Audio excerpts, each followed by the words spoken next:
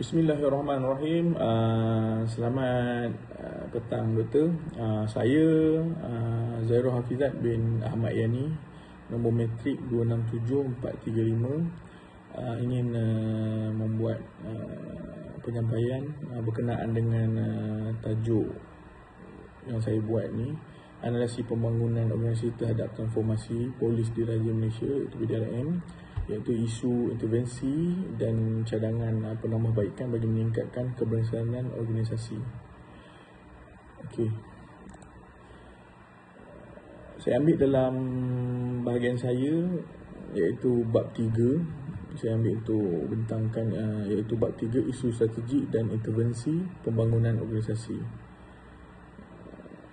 Dengan isu ni dapat membantu transformasi PDRM ke arah organisasi yang unggul, adaptif dan berteknologi tinggi. Yang pertama, pengenalan. Intervensi strategik merupakan elemen terpenting dalam pembangunan organisasi OD yang memberi tumpuan kepada hala tuju organisasi, perancangan jangka panjang, upaya menyesuaikan diri dengan perubahan kesedaran serta usaha peningkatan kebesaran organisasi secara menyeluruh.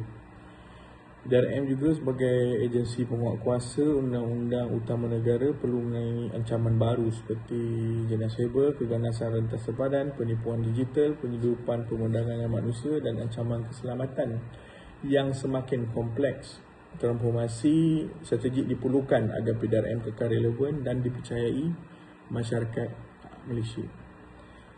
Yang kedua, iaitu diagnostik isu strategik. Kajian mengenal pasti bahawa cabaran strategi utama PDRM ialah transformasi digital dan peningkatan jenayah siber. Jenayah siber seperti penipuan dalam talian, pencurian identiti, serangan ransomware dan eksploitasi data semakin meningkat. Oleh yang demikian, memerlukan kepakaran teknologi seperti strategi organisasi yang kukuh dan menggunakan teknologi ini.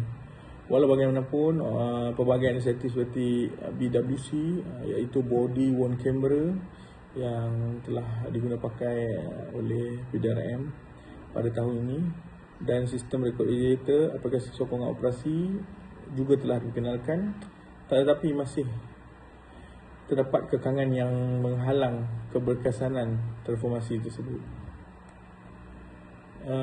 Antara punca isu strategik, iaitu nombor 3 itu, perubahan teknologi yang sangat pantas. Kemunculan teknologi baru seperti AI, IoT, Big Data, perkomputeran awam mengubah kaedah penerusan keselamatan.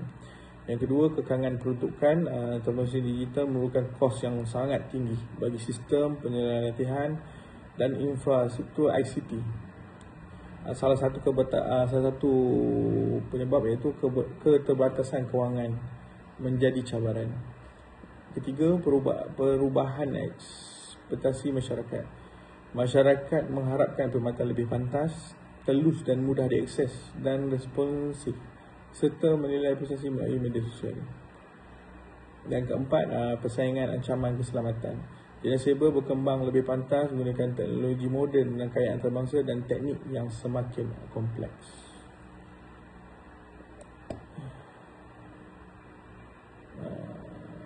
Dan yang keempat ini, kesan terhadap organisasi. Yang pertama, penurunan kadar kepercayaan masyarakat terhadap PDRM, kelewatan dalam proses siasatan dan pencapaian perkhidmatan, peningkatan kadar jenayah digital, kebergantungan kepada sistem kerja manual. Seperti yang doktor maklum, contoh dekat tempat saya bertugas, kaunter pertanyaan iaitu tempat ambil report ni, doktor masih menggunakan sistem manual lama. Ya, kita ambil report ni menggunakan komputer apa semua, cuma bila kita print out report tu, kita masih menggunakan sistem tampal dalam buku report. Walhal perkara tu seperti boleh dimansuhkan sebenarnya, kerana kita dah ada sistem data, kita boleh simpan dekat situ, tapi masih diguna pakai. Dan poin yang ke 5, termasuk juga kos operasi yang makin meningkat dan kesukaran membuat keputusan secara pantas kerana kekurangan data, masa dan nyata.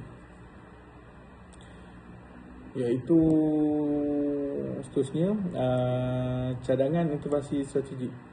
Dalam cadangan intervensi strategik ni terdapat 3 poin, iaitu modal perubahan kod Lewin, yang kedua pendekatan perubahan berdasarkan bukti, yang ketiga langkah sistematik bagi memastikan transformasi strategik berjaya dilaksanakan. Model perubahan yang pertama, model perubahan sistematik yang sesuai diaplikasikan dalam organisasi sektor awam, iaitu fasa 1, iaitu mewujudkan kesedaran bahawa perubahan adalah keperluan, sesi penerangan kepada semua warga PDRM, penjelasan dan juga menjelaskan ancaman jenayah digital yang makin meningkat, dan juga pembentangan data prestasi. Yang kedua, fasa 2, iaitu menggunakan AI, iaitu Artificial Intelligence, dalam analisis jenayah, integrasi sistem maklumat antara jabatan, pendigitalan proses pentadbiran dan latihan kompetensi digital kepada semua anggota dan pegawai PDRM. Dan fasa ketiga, mengemaskini SOP, menilai apresiasi berdasarkan penggunaan teknologi, program latihan berkala, sistem ganjaran kepada anggota yang menyokong transformasi.